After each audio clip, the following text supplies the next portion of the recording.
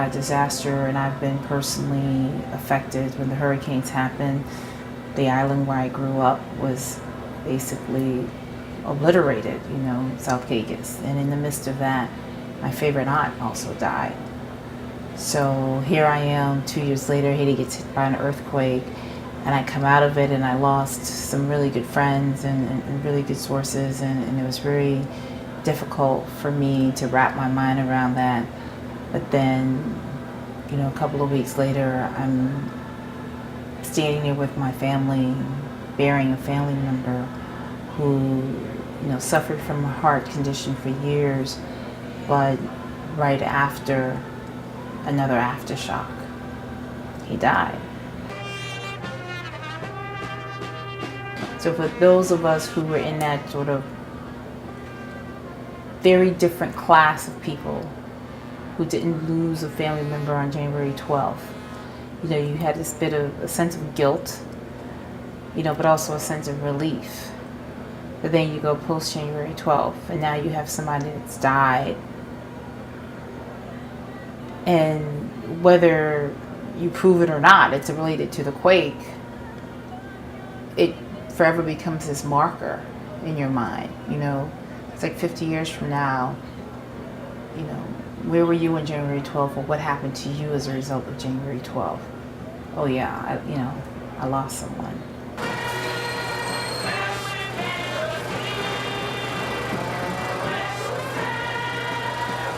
My cousin knew he was going to die.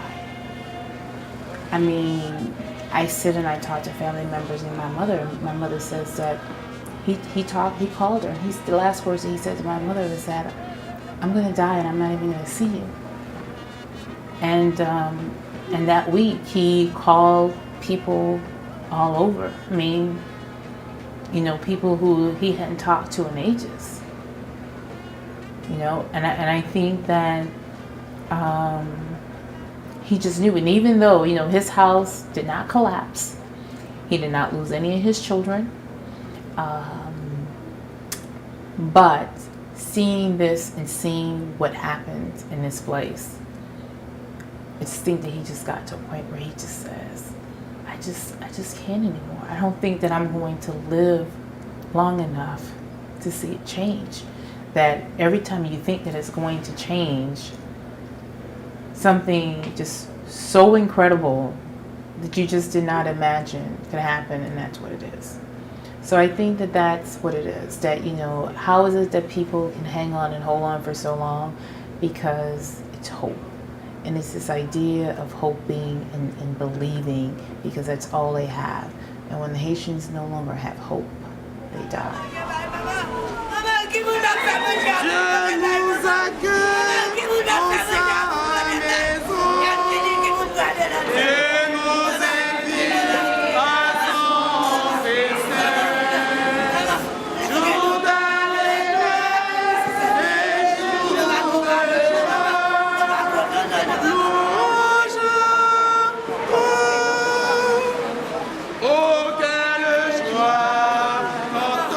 I have yet to meet someone who's Haitian who lives here and who has not said to me that I know several people who have died since January 12th.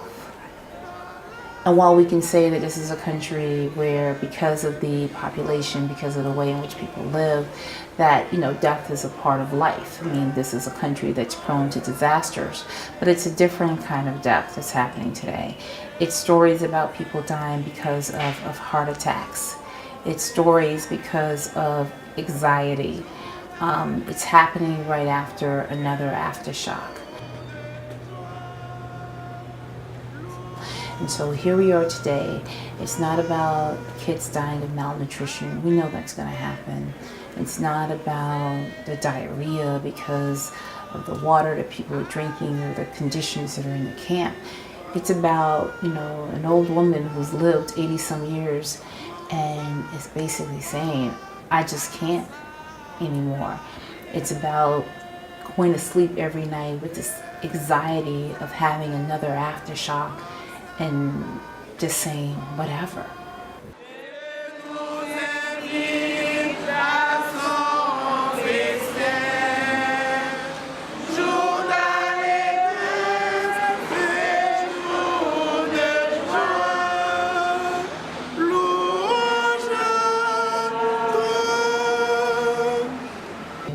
I came on this trip, I went to the produce section in Alapata, and I bought 5 bags of 110 kilos of rice and 2 cases of cooking oil, and and beans, and because I don't want to be, and my mother doesn't want to be, the person that at that funeral the priest talks about how you never sent anything, you never fed your family, and now they've died and you've come and you've put on this elaborate funeral.